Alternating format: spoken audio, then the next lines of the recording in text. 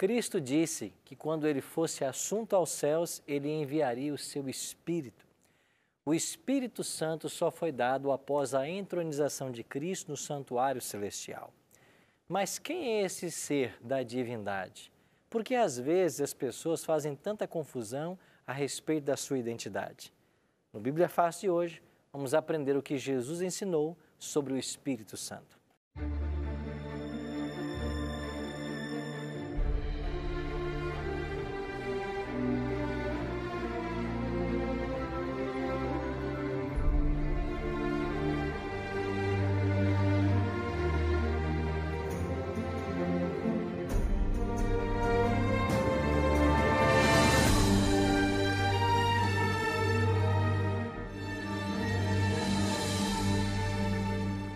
Olá, seja muito bem-vindo ao programa Bíblia Fácil.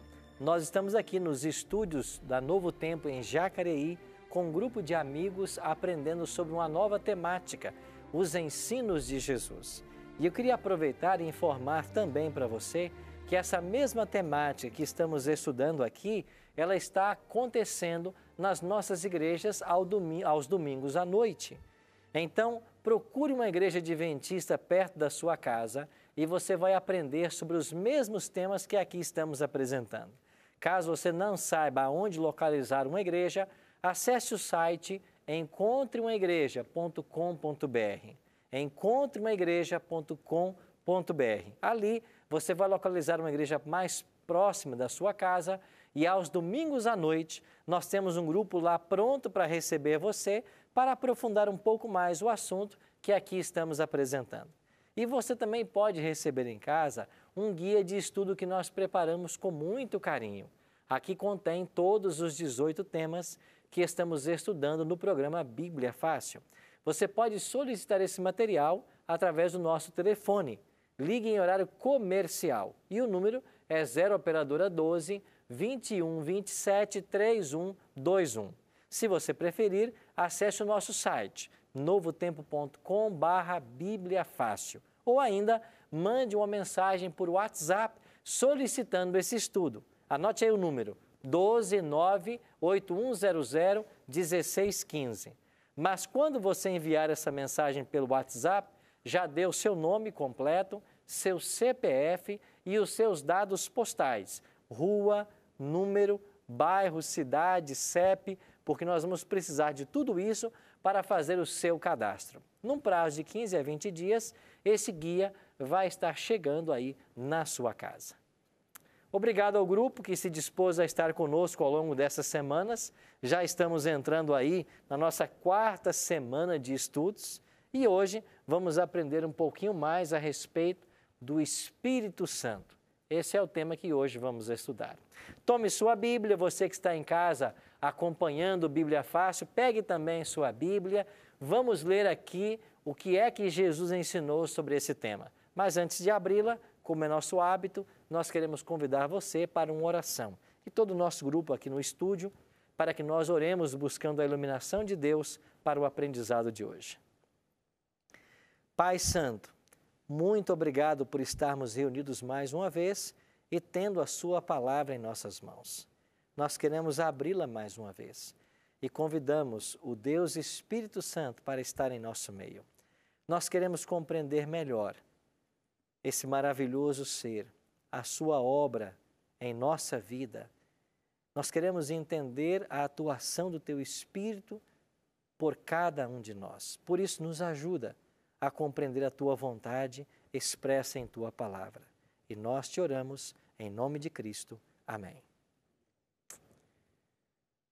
Deus Pai, Deus Filho e Deus Espírito Santo. A doutrina da Trindade é uma doutrina que começa no Gênesis e vai até o Apocalipse.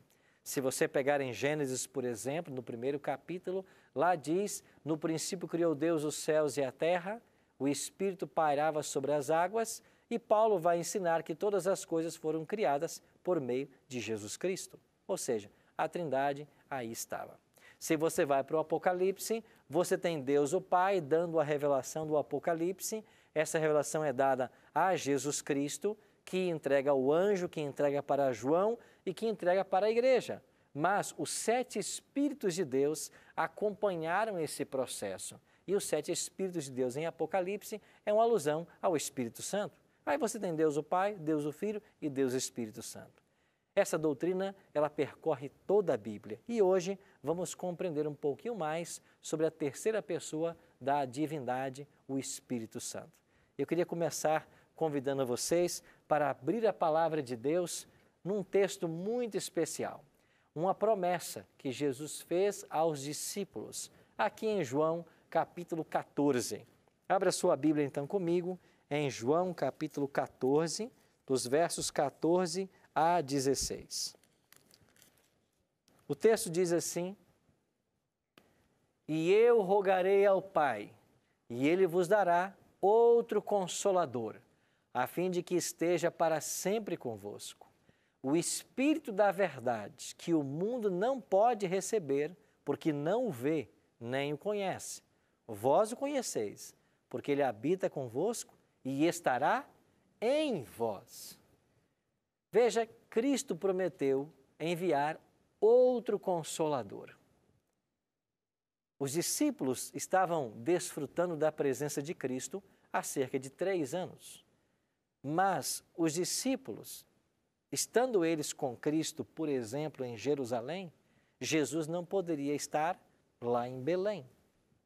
Porque Cristo, ao se encarnar, ao assumir a natureza humana, ele estava limitado por essa natureza humana. Então, era de interesse de Cristo enviar o Espírito, porque o Espírito estaria no discípulo, ele estará em vós. Aonde quer que eles fossem, o Espírito estaria com eles. Agora, o que eu quero chamar a atenção para vocês nesse texto é que Jesus prometeu outro Consolador. Ele era um e enviaria outro. A palavra Consolador no texto, a palavra no grego Paráclito, significa também aquele que está ao lado para ajudar, aquele que está ao lado para confortar. Essa é a obra do Espírito Santo. Ele é o ajudador, o confortador. Mas o que chama-nos a atenção nesse texto também é a expressão outro.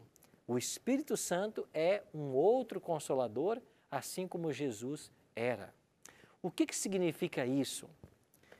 A expressão outro na língua portuguesa, ela não tem muitas variações. Eu posso falar, por exemplo, de que esta é uma mesa, aquela é outra mesa, ou este é um sofá, aquele é outro sofá, este é um jarro, aquele é outro jarro. Para nós, são as mesmas coisas. Podem ser parecidas, podem ser diferentes, mas a expressão sempre usada é outro ou outra. No grego, isso não acontece. Há uma riqueza nessa expressão. E a palavra outro em grego, ela pode ser derivada de 2 palavras, allos ou héteros. Quando a língua grega usa a expressão allos, significa um outro da mesma espécie, um outro igual, sem nenhuma diferença. Quando usa a expressão héteros, você tem um outro diferente. Por exemplo, se eu quisesse me referir a estes vasos na língua grega, eu teria que usar a palavra héteros, porque eles têm a mesma cor, são da mesma substância, mas um é maior do que o outro. Eles são diferentes no tamanho. Eu usaria um héteros. Mas se eu quisesse me referir a essas 2 mesas, feitas da mesma árvore, nas mesmas dimensões, no mesmo formato, eu usaria a palavra allos. É um outro, mais um outro igual. Quando Cristo disse que enviaria outro Consolador, que palavra você acha que ele usou aqui? Allos ou héteros? Allos, é claro. Porque eu posso dizer em português, eu tenho uma caneta, mas preciso de outra. A palavra outro ou outra não identifica semelhança ou diferença. Mas no grego isso não é a mesma coisa. Se eu tiver 2 canetas diferentes, eu teria que usar a palavra héteros. Mas se eu tivesse 2 canetas iguais, eu teria que usar a palavra allos. Então, quando Cristo disse que enviaria outro Consolador e ele chamou esse outro de alós, ele disse, um igual a mim. Esse texto, junto com outros que nós veremos, nos leva à seguinte conclusão: o Espírito Santo é Deus. Tudo que Deus o Pai é, Deus o Filho é e Deus o Espírito é. Todos os atributos que o Pai possui, o Filho possui, o Espírito possui. Estudar sobre o Espírito Santo é pisar em terreno sagrado, porque o Espírito Santo, ele enaltece a Cristo e pouco ele aparece. A função dele é exaltar a Cristo e por isso ele pouco aparece. Mas a obra e o ministério do Espírito Santo não pode ser desassociado da obra e do ministério de Jesus Cristo. Por que não? Quem é que gerou Jesus em Maria? O Espírito Santo. Cristo, a encarnação, é uma obra do Espírito Santo.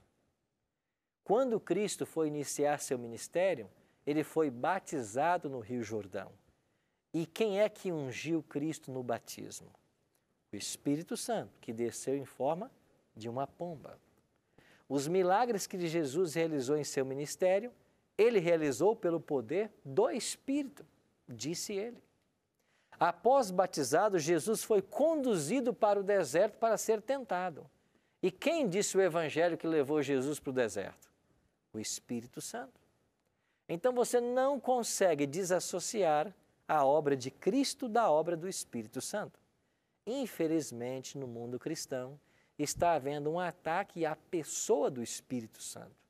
E alguns querem rebaixar o Espírito Santo a uma influência, a uma força.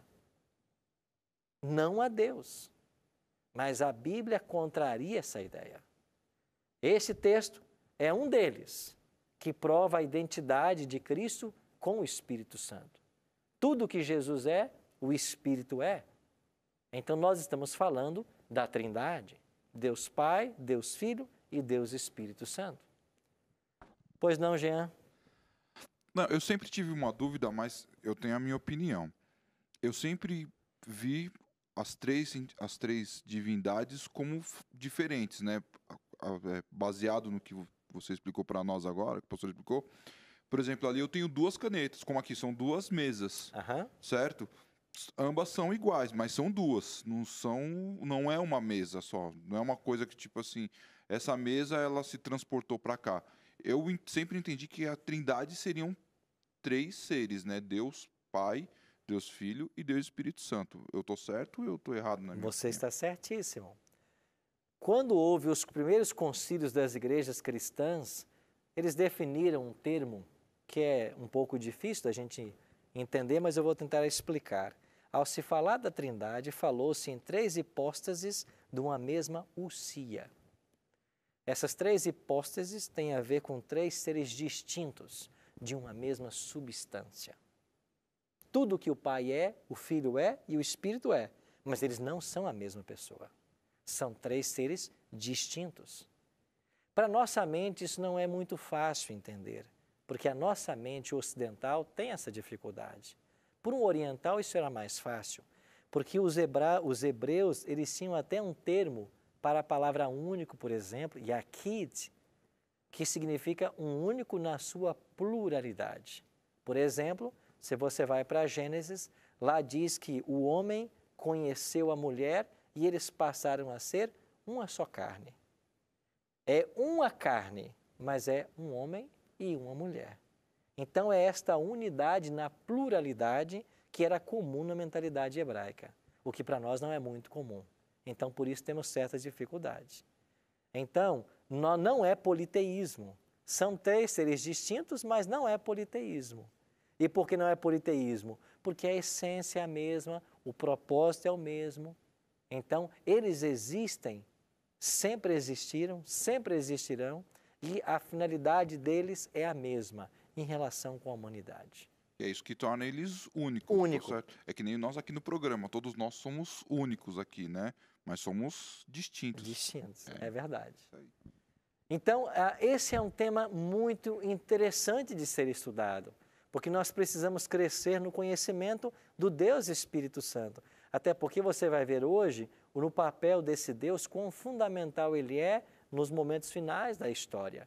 E hoje o Espírito Santo está debaixo de um forte ataque, porque muitos estão reduzindo a ele como o Espírito de Cristo. Ele é apenas um Espírito, ele é uma força ativa e não Deus. Mas a Bíblia mostra o contrário, como nós iremos ver em vários textos e você vai acompanhar-nos nessa viagem.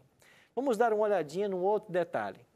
Quando você olha para a Bíblia, você descobre quais são os atributos de Deus. E a palavra de Deus, a Bíblia ensina de que Deus é onisciente, é onipotente, onipresente, ele é imutável, ele é bondade, ele é amor, ele é onipresente, ele é criador.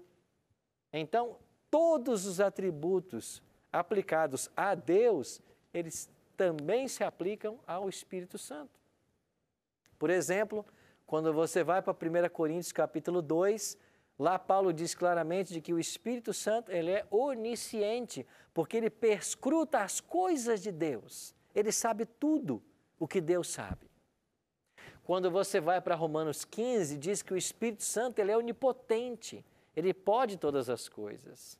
E quando você vai para o Salmo 139, o salmista diz assim: para onde me ausentarei do teu Espírito? Se subo ao mais alto, lá estás. Se desço à profundeza da terra, lá também tu estás. O Salmo fala da onipresença do Espírito. A Bíblia também ensina que o Espírito Santo não pode ser blasfemado.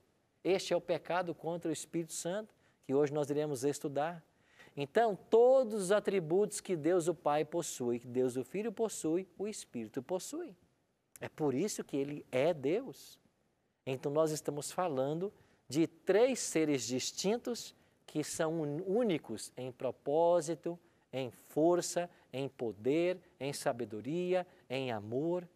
E esse Deus Espírito tem um papel muito especial após a ascensão de Jesus, como nós iremos compreender.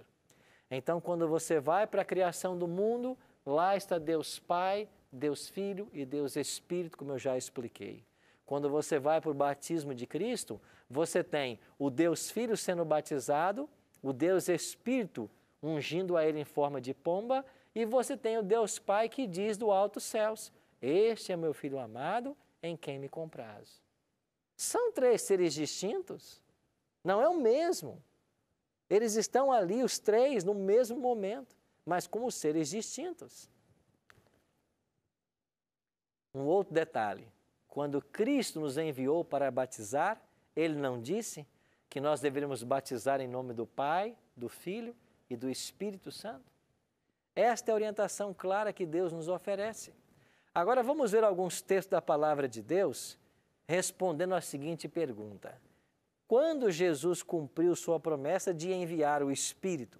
Porque nós lemos lá: quando eu for, eu enviarei outro Consolador. Eu vou e vou enviar.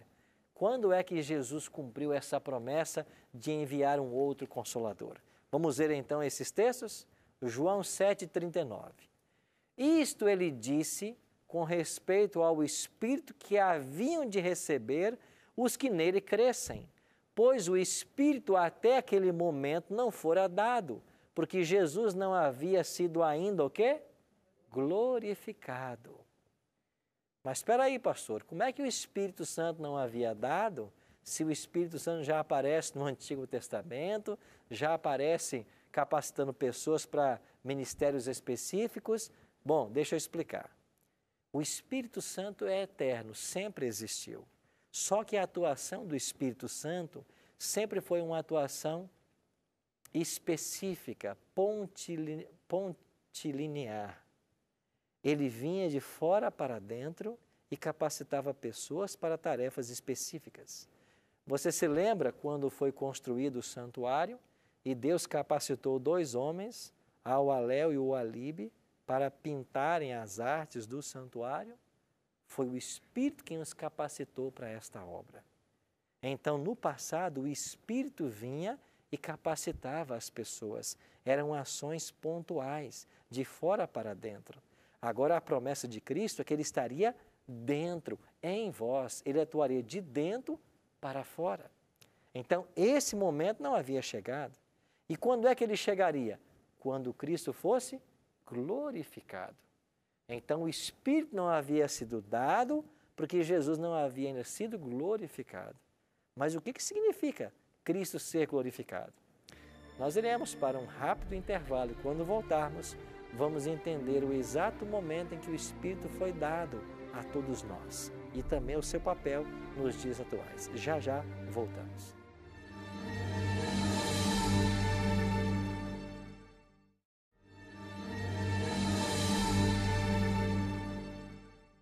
Estamos de volta com o programa Bíblia Fácil, hoje aprendendo sobre o Espírito Santo e nós temos um presente para você, que é esse guia de estudo que nós preparamos com muito carinho. Você pode solicitar esse guia, que são os temas que estamos aqui apresentando, por telefone. O nosso número é 12 21 27 3121, ligue em horário comercial.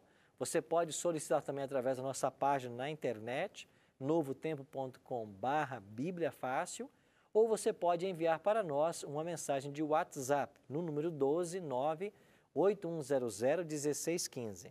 Mas quando enviar sua mensagem de WhatsApp, diga assim: eu quero o guia Ensinos de Jesus. Nome completo, CPF, e-mail e todos os seus dados postais. Porque só assim nós poderemos enviar esse guia para a sua casa através dos correios. Lembrando que você não paga nada por isso, é um presente da Novo Tempo, graças ao apoio dos Anjos da Esperança. E muito obrigado a você que é um anjo da esperança e tem apoiado o ministério da Novo Tempo. Aproveita para curtir as nossas páginas nas redes sociais, facebook.com/bibliafácil, se inscreva no nosso canal no YouTube, youtube.com/bibliafácil e um convite especial para você. A mesma temática que estamos apresentando hoje aqui, nós, domingo à noite, estamos tendo essa temática em todas as igrejas adventistas. Então, quero convidar você para, no domingo à noite, visitar uma igreja adventista e você vai aprender um pouquinho mais sobre os temas que estamos estudando aqui no programa Bíblia Fácil. No primeiro bloco falamos a respeito do Espírito Santo, da sua identidade com o Pai e com o Filho. E nós estamos aprendendo agora que o Espírito Santo foi prometido por Jesus. E quando ele seria dado? Segundo o texto que nós lemos, quando Cristo fosse glorificado. O que significa Cristo ser glorificado? Após Cristo ressuscitar naquele domingo pela manhã, Jesus ascendeu aos céus e ele foi para o Pai. Depois que ele compareceu perante o Pai, ele voltou para a terra e ele ficou aqui na terra 40 dias. Estão lembrados disso? Jesus ficou na terra 40 dias após a ressurreição. Quando inteiraram os 40 dias, nós temos a cena de Atos capítulo 1, quando Jesus então é levado aos céus. E enquanto os discípulos estão contemplando Jesus indo para o céu, dois anjos aparecem e dizem assim para os discípulos: varões galileus, por que estáis olhando para as alturas? Esse mesmo Jesus que dentre vós foi assunto aos céus, assim virá do modo como viste subir. Então, Atos 1 registra a ascensão de Cristo 40 dias após a ressurreição. Aí Jesus disse para os discípulos: ficai em Jerusalém e orai, até que do alto venha sobre vós o Espírito. E os discípulos ficaram em Jerusalém. Então chegamos no dia de Pentecostes. A palavra Pentecostes significa 50 dias pós a Páscoa. Jesus morreu por ocasião da Páscoa. E 50 dias depois da morte de Cristo, tivemos o Pentecostes. E as multidões foram para Jerusalém para celebrar a festa de Pentecostes. O que é que foi então a dotação do Espírito Santo no dia de Pentecostes?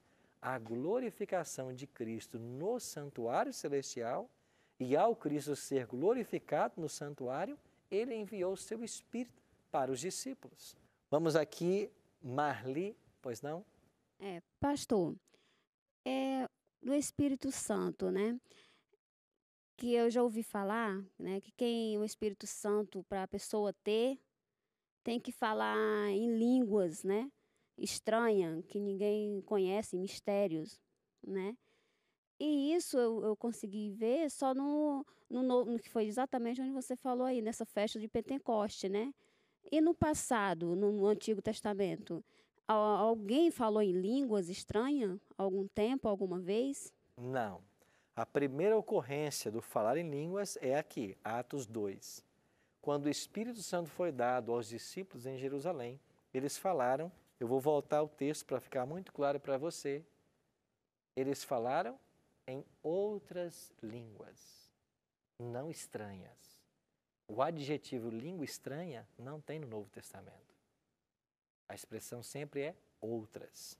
Por quê? Dê uma olhadinha, Marli, em Atos capítulo 2, isso poderá ajudar a muitas pessoas. Atos capítulo 2 é a primeira vez que o Espírito Santo é dado e acontece o dom de línguas. Mas quando os discípulos começaram a falar em línguas, olha o que aconteceu. Leia comigo o versículo 6. Atos 2, 6. Quando, pois, se fez ouvir aquela voz, afluiu a multidão que se possuiu de perplexidade, porquanto cada um os ouvia falar na sua própria língua. Cada nação estava entendendo os discípulos na sua língua. Mas olha o verso 7. Estavam atônitos, pois, e admirados, perguntando, vede, não são porventura galileus todos os que aí estão falando? E como os ouvimos falar cada um em nossa própria língua? O quê? Materna. Você percebe que eles estavam ouvindo os discípulos falarem em línguas maternas? O que é uma língua materna? É uma língua falada por uma nação.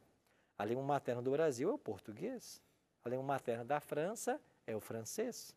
Então, os discípulos ouviram, ou aquelas multidões ouviram os discípulos pregarem nas línguas que eles falavam. Não era uma língua estranha, era uma língua falada. E se você for para o texto, você vai descobrir que existiam 14 nações aí reunidas no dia de Pentecostes. E cada uma dessas nações falava uma língua que não era a língua dos discípulos, que falavam o grego e o aramaico. Usa o microfone, por favor. Mas, porque tem igreja, né, que tem pregação e no final, assim, né, ou no meio do culto, eles falam que ninguém entende, não consegue entender, entendeu? Diz que está falando em mistério, né? Uhum. Aí eu mesmo já ouvi, mas fiquei sem entender nada. E isso de fato acontece. Mas quando nós vamos para Atos capítulo 2 para entender do assunto, a gente pode aprender pelo menos 3 coisas sobre dom de línguas. Primeiro, o dom de línguas é a capacidade que Deus dá ao crente, no caso aqui os discípulos, de falar uma língua que eles não falavam. Eles falavam grego e o aramaico e foram capacitados a falar a língua daquelas nações. Esse é o primeiro ponto.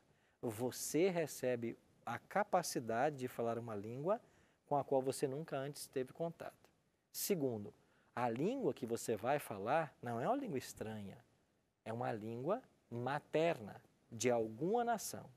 Terceiro, o dom só será dado quando houver necessidade. Se você for para 1 Coríntios capítulo 12, onde Paulo trata do tema dos dons espirituais e do dom de línguas, Paulo vai dizer que o Espírito dá os dons espirituais para edificar e instruir a igreja. Se não houver edificação e instrução, se não houver entendimento, em nada a pessoa vai ser edificada. Então, isso é dom de línguas à luz da Bíblia. E essa foi uma manifestação vista pelos discípulos que provou a dotação do Espírito Santo. O que não quer dizer que toda vez que alguém é batizado com o Espírito Santo vai falar em línguas. Lá havia necessidade, por isso eles falaram. Então, a evidência de que alguém recebeu o Espírito não é falar em línguas. É Gálatas 5:22. É produzir os frutos do Espírito. Então, quem é que foi batizado com o Espírito Santo? Quem tem os frutos do Espírito Santo. Tipo, esse acontecimento foi por causa, assim, foi um milagre de Deus, o poder de Deus para um propósito, né? Porque haviam ali 14 nações que não entendiam a língua dos apóstolos. E se eles não recebessem esse dom, eles não seriam evangelizados. Você pode ler lá, são partos, medos, elamitas, naturais da Capadócia, Ponto, Ásia, Frígia, Panfilha. São 14 nações ao todo. Certo? Tatiele? Pastor, aqui no versículo 3, ainda de Atos 2, diz assim: E apareceram distribuídas entre eles línguas como de fogo, e pousou sobre cada um deles. Aham. Aí é exatamente, era uma visão, provavelmente, que eles viam, assim, da língua caindo como fogo. O que é exatamente? Foi um tipo de manifestação sobrenatural. Quando o Espírito Santo veio sobre Cristo, ele veio em uma forma corpórea de pomba, algo para representar o poder que estava sendo dado. No caso dos discípulos, foram como línguas de fogo, ou seja, algo como um fogo que foi derramado ou lançado sobre eles, e eles receberam aquilo, que foi a plenitude do Espírito Santo, e foram batizados com o Espírito Santo. Então foi algo visível, Visível mesmo. aparentemente eram línguas de fogo, algo assim, né? Algo Sobrenatural, né? Sobrenatural, isso ficou claro. A dotação do dom espiritual, ela é sobrenatural, ela não é natural, ela é sobrenatural. O apóstolo Paulo é quem mais trata desse assunto, dos dons, né? Ele tem 3 listas de dons. Vai aparecer em Romanos 12, 1 Coríntios 12 e Efésios 6. Nessas 3 listas, Paulo lista cerca de 30 dons espirituais. Todos os dons espirituais, eles são sobrenaturais. Não é uma habilidade que a pessoa desenvolve, é uma dotação do Espírito Santo para alguma atividade específica. Jean? Pastor, o senhor tinha falado na semana passada a respeito do batismo, e aqui em Atos 19, versículo de número 6, está escrito bem assim: E impondo-lhes Paulo a mão, veio sobre eles o Espírito Santo, e tantos falavam em línguas como profetizavam. O que seriam essas línguas que está falando aqui? Certamente alguma língua que alguém falava, desdobrando-se de Atos 2. Agora, por que é que eles falaram em línguas ali? Nós não sabemos quantas pessoas haviam ali. A gente sabe que estava Paulo, uns discípulos de João, em Éfeso. Agora, que encontro foi esse em Éfeso? Nós não temos todos os detalhes. Mas se eles falaram em línguas ali, que não era a língua que eles estavam conversando com Paulo, certamente haviam pessoas ali que precisavam testemunhar do acontecimento, do Evangelho, para serem evangelizadas. Porque senão, qual seria a necessidade do dom de línguas? É uma pergunta. Eu estou numa igreja onde todos falam português. Por que é que Deus tem que me dar o dom de língua se todos estão entendendo o que eu estou falando? Não há a necessidade do dom. O que faz a necessidade do dom é ter uma pessoa que não compreende a língua que eu falo. E ainda que o texto não revele, como nós partimos do princípio que os textos fáceis elucidam os difíceis, eu devo concluir de que aí havia também alguém que não estava entendendo o que estava acontecendo ou que não falava essas línguas. Quando você faz uma pesquisa no Novo Testamento, você vai encontrar momentos em que as pessoas são batizadas e falam em línguas. Tem outros momentos que elas são batizadas e não têm línguas. Então, essa diferença nos mostra de que a língua vem quando há necessidade. E o que seria nesses movimentos pentecostais que o pessoal chama as línguas estranhas? O que seria esse movimento, esse acontecimento? Porque Eu atribuo... o pessoal fala, né? O pessoal, Claro você que vê fala. o pessoal falando. Fala e eu já testemunhei. Eu atribuo a 2 coisas. Para mim são 2 coisas. Todas as pessoas que eu entro em contato, que no passado, na sua experiência religiosa, falaram em línguas, e eu pergunto para elas assim, vocês falaram línguas? E elas dizem sim. Eu faço uma segunda pergunta. O que você falava? E a resposta tem sido até hoje 100% a mesma. Eu nunca soube. Então está claro para elas que elas estão falando algo que nem elas mesmas sabiam que estavam falando. Então eu concluo que o dom de línguas no movimento pentecostal e neopentecostal, ele refere-se a 2 coisas. Primeiro, pessoas sinceras que estão buscando servir a Deus de inteireza de coração. E quando chegam nesses movimentos, eles são ensinados na doutrina da subsequência. O que é a doutrina da subsequência? É o que se ensina no movimento pentecostal e neopentecostal, de que alguém, quando é batizado pelo Espírito Santo, tem que falar em línguas. Isso é doutrina da subsequência. Quem não fala é porque não foi batizado.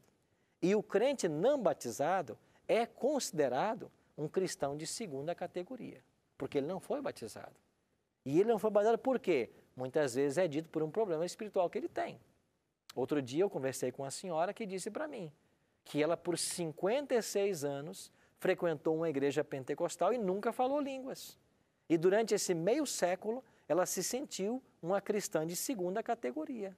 Alguém que Deus nunca aprovou de fato. Até que ela entendeu o que é o verdadeiro dom de línguas. Então, primeiro ponto. Há pessoas sinceras e que quando aprendem que tem que falar línguas como evidência do batismo, e quando todos começam a falar, ele acaba se envolvendo e também falando, mesmo não sabendo o que é. Então, é como que um efeito psicológico. Ele começa a falar porque todo mundo está falando. Como ninguém entende o que está falando, ele fica tranquilo. Na sinceridade dele, ele está buscando servir a Deus. Esse é o primeiro caso. Qual é o segundo caso? Gente que está usando com má fé. Ele diz ter o dom de línguas, ele está falando algo que ele não entende, ninguém entende, mas usando isso como uma prerrogativa de sua autoridade espiritual. Então, porque eu falo línguas, eu fui batizado e eu posso ter uma certa autonomia sobre esse ou aquele na igreja. Então, acredito que tem gente sincera envolvida nisso e tem gente usando de má fé. Sim, mas aí tem uma outra questão. Como a gente identifica que a pessoa é ou não batizada pelo Espírito Santo? Qual seria a identificação? Para mim é Gálatas 5, 22 e 23. Se ele tem os frutos do Espírito. Então a Bíblia aponta nessa direção. A Bíblia não vai dizer que a prova de que você foi batizado é falar em línguas. A prova é se você frutifica os frutos do Espírito. Então se você é bondoso, amoroso, benigno, tem domínio próprio, isso vai evidenciar da obra do Espírito Santo no seu coração. Esse tema é muito relevante, certamente alguém em casa pode estar nos assistindo e perguntando, mas pastor, eu falo línguas na igreja. Amigo, amiga, eu pergunto para você com todo carinho, você entende o que você fala?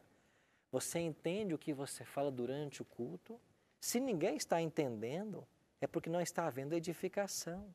Porque só pode haver edificação quando há conhecimento, quando há instrução. Outra coisa, a Bíblia não diz que a evidência de que alguém foi batizado é o falar em línguas, porque ninguém mais foi mais cheio do Espírito que o próprio Cristo, que nunca falou em línguas. Você vai ter vários exemplos de pessoas batizadas e cheias do Espírito Santo que nunca falaram em línguas na Bíblia. Então, a evidência do batismo do Espírito são os frutos do Espírito. É a vida da pessoa, é a sua caminhada com Cristo. Agora, o Espírito Santo tem sido com isto distanciado do seu real propósito, porque a obra do Espírito ficou em muitas denominações circunscrita ao falar em línguas estranhas, quando o Evangelho apresenta para nós um leque maravilhoso da atuação do Espírito Santo. Olha o que diz a palavra de Deus em João 14, 26, sobre a obra do Espírito Santo. Mas o Consolador, o Espírito Santo, a quem o Pai enviará em meu nome, esse vos ensinará todas as coisas e vos fará lembrar de tudo o que vos tenho dito. Olha aqui, uma obra do Espírito Santo é nos ensinar todas as coisas. Tem que haver instrução. O processo de salvação é um processo pedagógico. As pessoas têm que ser ensinadas do que é certo e do que é errado, do que é o evangelho real, do que é verdade, do que é mentira. E é obra do Espírito nos auxiliar nesse ensino. Ele não só vai auxiliar, como ele vai nos fazer lembrar aquilo que nós aprendemos. O que mais é obra do Espírito Santo? E todos esses textos que nós estamos lendo são palavras de Jesus. Jesus diz assim, quando ele vier, ele vai convencer o mundo do pecado, da justiça e do juízo. Essa é a obra do Espírito, convencer do pecado. Quando vier, porém, o Espírito da verdade, ele vos guiará a quê? A toda a verdade. Agora, o Espírito não guia a verdades parciais. Ele guia a toda a verdade. É por isso que esse livro tem que ser aberto, todo ele, em todo culto, em todo momento que a gente se reúna. Agora você percebe como são os enganos? Em muitas denominações, o culto acontece e quando começa a glossolalia, ou falar em línguas estranhas, todos falam ao mesmo tempo, durante um tempo. Mas ninguém parou para estudar a palavra.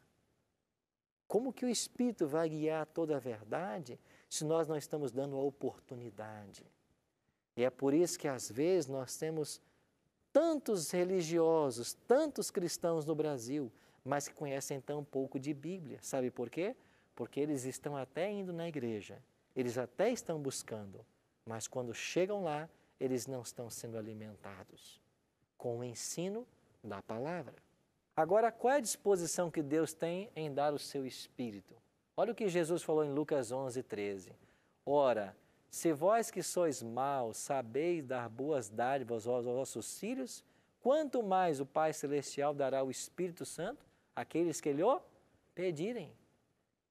Eu sou pai de 2 crianças. Aqui estão meus bebês, Mateus e Rafael. E daqui a mais algum tempo chega o terceiro, que minha esposa está grávida. Qual é o desejo que o pai tem de dar para os filhos o melhor? A gente faz tudo por eles. A gente não se cansa por eles. A gente daria a própria vida por eles. Então, se nós que somos pecadores e maus, queremos dar o melhor para os nossos filhos, imagine Deus em dar o seu Espírito para nós. Agora, quando Deus dá o seu Espírito, Ele vem para quê? Para nos convencer do pecado, da justiça e do juízo, para nos conduzir a toda a verdade. Leônidas? Pastor Arilton, hoje nós temos milhões de cristãos no Brasil. Milhões de cristãos que são considerados tradicionais, outros milhões considerados neopentecostais e outros tantos milhões considerados pentecostais. A minha pergunta é a seguinte: qual desses, na verdade, está com a razão com relação ao ensino sobre o Espírito Santo? E a segunda pergunta: neopentecostais e os pentecostais poderiam estar blasfemando o Espírito Santo, caindo no pecado, quando a Bíblia diz que quando se blasfema contra o Espírito Santo não há perdão? Poderia eles estar incutidos nessa situação? Muito boa a sua pergunta. E o texto a que você se refere está aqui em Mateus 12, 31 e 32. Jesus disse que para todas as blasfêmias ou pecado cometidos, os homens seriam perdoados. Mas quem blasfemar contra o Espírito Santo não terá perdão. Esse é o que nós chamamos de pecado imperdoável, é a blasfêmia contra o Espírito Santo. E resumindo, o que é o pecado contra o Espírito Santo? É você ofender ou você rejeitar a voz do Espírito Santo a um ponto que ele não mais fale com você. Quem comete o pecado contra o Espírito Santo é porque ele saiu da esfera do Espírito e o Espírito não mais o alcança, ele não mais pode se arrepender. Agora, essas pessoas podem estar blasfemando contra o Espírito Santo? Nós não podemos responder, porque vai do conhecimento e da sinceridade de cada um. Deus, segundo Atos 17:30, vai julgar todos nós pelo conhecimento que nós temos.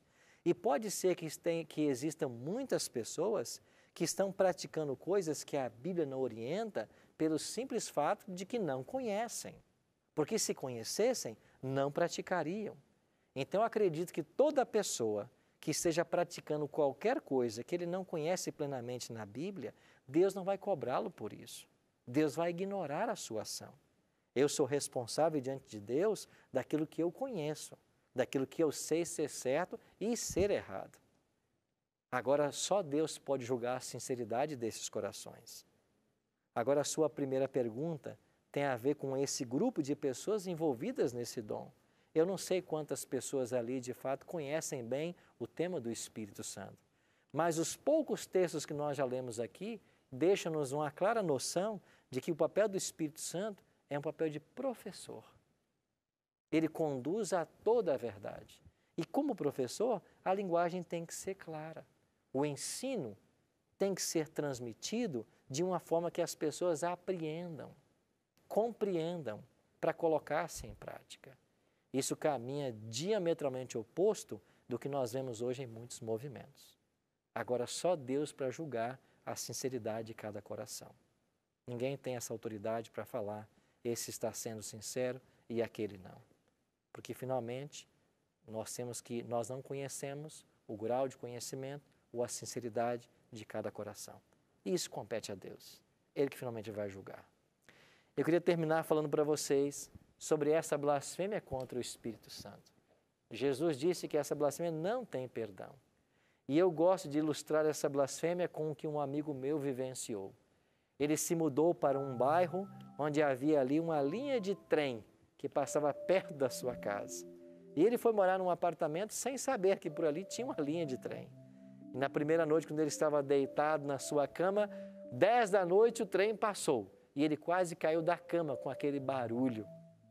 O mesmo aconteceu na segunda noite, na terceira, mas depois de algumas noites morando naquele apartamento, um dia ele perguntou para a esposa se o trem parara de passar às 10 da noite. Ele descobriu que não, que o trem continuava a passar, todos os dias às 10. Mas ele parou de ouvir.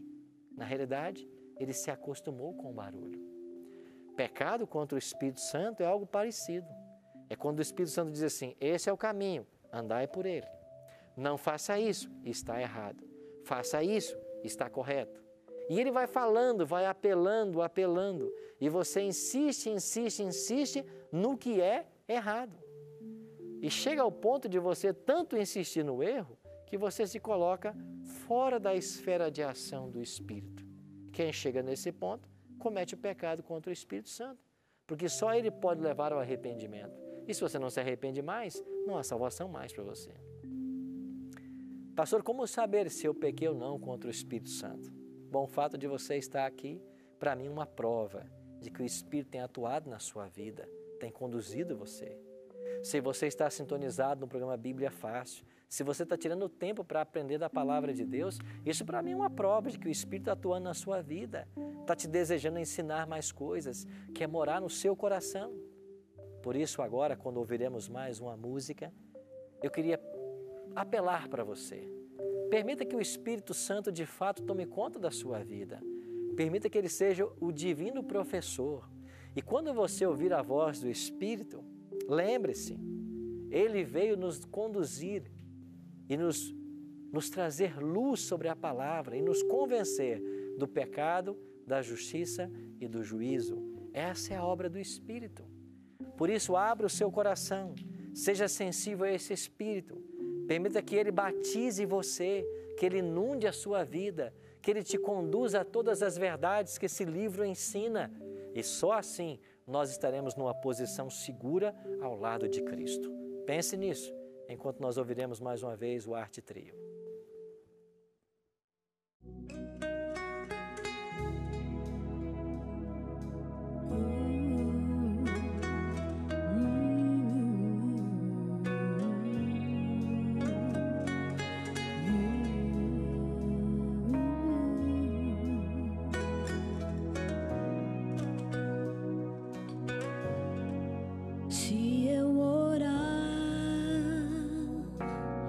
Receberei o teu poder, receberei os teus milagres, conforme as tuas promessas, conforme a tua vontade, porque tu és o Senhor. Se eu me humilhar diante da tua glória, me arrepender dos meus erros e buscar o teu Espírito, sei que o Senhor me atenderá, ouvindo a minha oração. Perdão eu terei, curado serei, por tua bondade e o teu grande amor. Perdão eu terei, curado serei, por tua bondade e o teu grande amor. Eu sei que me amas,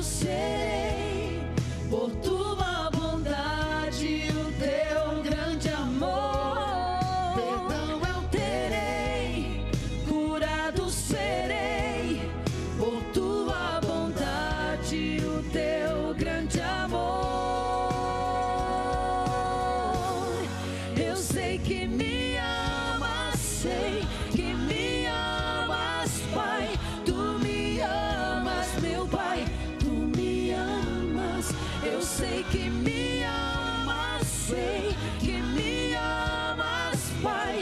Tu me amas, meu Pai, tu me amas. Eu sei que me amas, sei que me amas, Pai.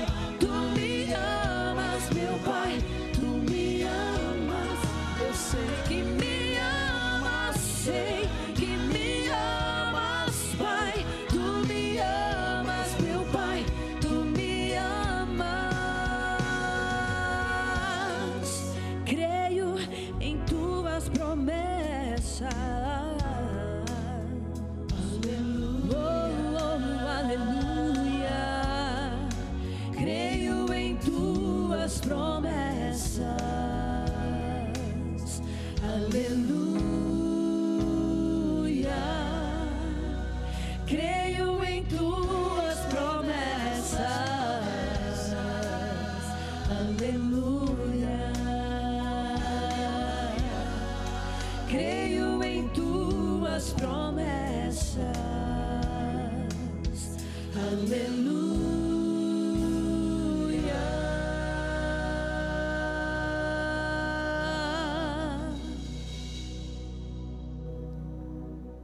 Quando se busca o Espírito Santo, ele sempre vem. Ele é o Deus que sempre vem. É o outro Consolador, que Jesus prometeu que estaria para sempre conosco e em nós. A obra do Espírito Santo é convencer do pecado, da justiça e do juízo. E todos nós precisamos ser convencidos disso diariamente. Porque a nossa vida cristã é uma jornada cheia de altos e baixos. E como precisamos do Espírito. Não tenha dúvida de que o Espírito Santo vai estar conosco em todos os momentos, porque ele foi convidado desde o início para estar. E quando nós abrimos a palavra, como temos feito aqui, a promessa é que ele vai nos conduzir a toda a verdade. A pergunta que eu faço para você é: qual será a sua posição diante de toda a verdade? Porque quando o Espírito Santo começar a falar, você vai perceber que na palavra serão apresentadas coisas que talvez você não conhecia, coisas que talvez você não concorde. E você vai ter que se perguntar se o que está sendo dito da palavra é de fato o ensino do próprio Cristo, se isso é a vontade do Senhor, se eu estava crendo errado a minha vida inteira. O que você vai fazer com a voz do Espírito? Então, cada um de vocês vai ser desafiado daqui para frente a comparar o que você conhece da realidade espiritual da Bíblia com aquilo que o Evangelho revela. E aí você vai ter que responder para o Espírito Santo. O que você faz com essa informação? Você aceita? Você rejeita? Nós não vamos ser aqui politicamente corretos. A bem da verdade não podemos ser. Nós temos que ensinar aquilo que está escrito. E quando se ensina o que está escrito, às vezes não agradamos a alguns. Mas se em algum momento do nosso estudo você perceber que você crê diferente, ore para que o Espírito Santo te traga luz, te traga iluminação, para que você entenda a verdade dele. E uma vez entendida essa verdade, que ele te fortaleça para ir na direção certa, para tomar as decisões necessárias. Lembre-se, o Espírito não conduz a verdades parciais, ele conduz a toda a verdade. Vamos orar? Pai Santo, nós queremos ser susceptíveis à voz do Teu Espírito, porque se nós buscarmos a esse Espírito, ele virá.